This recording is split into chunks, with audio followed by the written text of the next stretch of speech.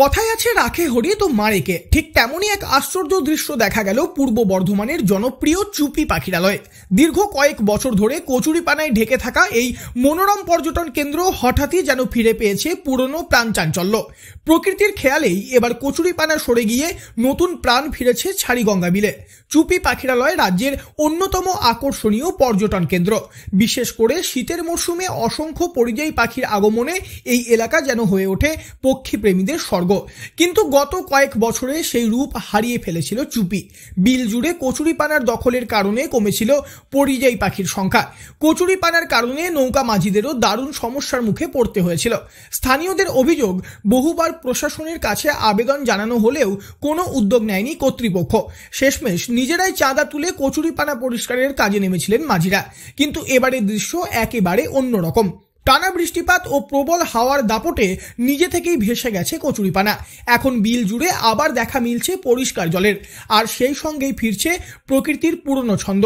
নৌকা মাঝি পীযূষ হালদার বলেন, কচুরিপানার সমস্যা রয়েই গেছে। কচুরিপানাটা পরিষ্কার হয়েছে এই কারণেই, বর্ষায় জল উঠেছিল। পরিষ্কার বলতে এই হাওয়ার অপোজিটে যেদিকে হাওয়া দিয়েছে সেই দিকে গেছে। সংস্কার কেউই করেনি, শুধু এখান থেকে জাস্ট একটু ডান দিকটা একটু সরে গেছে। ডান দিকে কচুরিপানা আছে, আবার যদি উল্টো দিকে হাওয়া হয় তো কচুরিপানা আবার চলে আসে। তা পুরোপুরি হয়নি। আমাজনের রাস্তার দিকে বেশ কিছু পানা আছে, রাস্তা করতে হবে, আমাদেরই করতে হবে, কেউ করে দেবে না। তা কিছুদিনের মধ্যেই আমাদের কাজ শুরু হবে।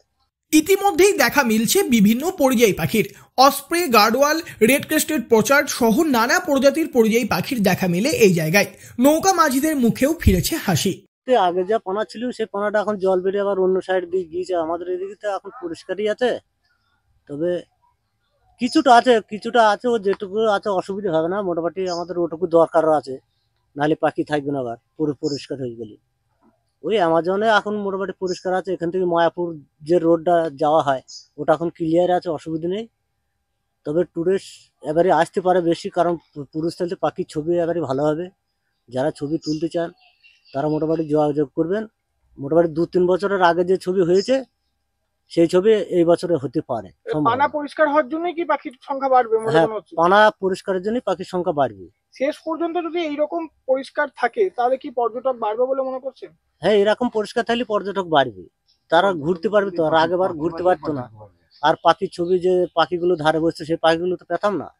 এই বছর পাখিগুলো পাওয়া যায় সব জায়গাতেই। পাখি বাড়বে বলে মনে করছেন? হ্যাঁ, পাখিও বাড়বে।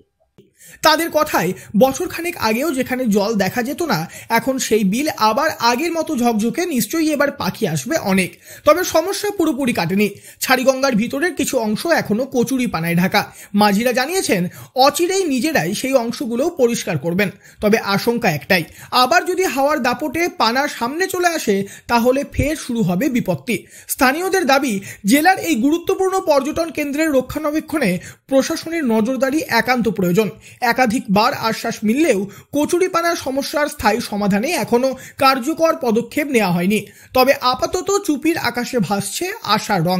প্রকৃতির নিজের হাতে গড়া এই পরিষ্কার অভিযান, এর ফলে নতুন করে প্রাণ ফিরে পেয়েছে ছাড়িগঙ্গা বিল।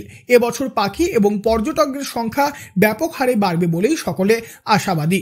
পূর্ব বর্ধমান থেকে বনোয়ারিলাল চৌধুরী, লোকাল 18 বাংলা।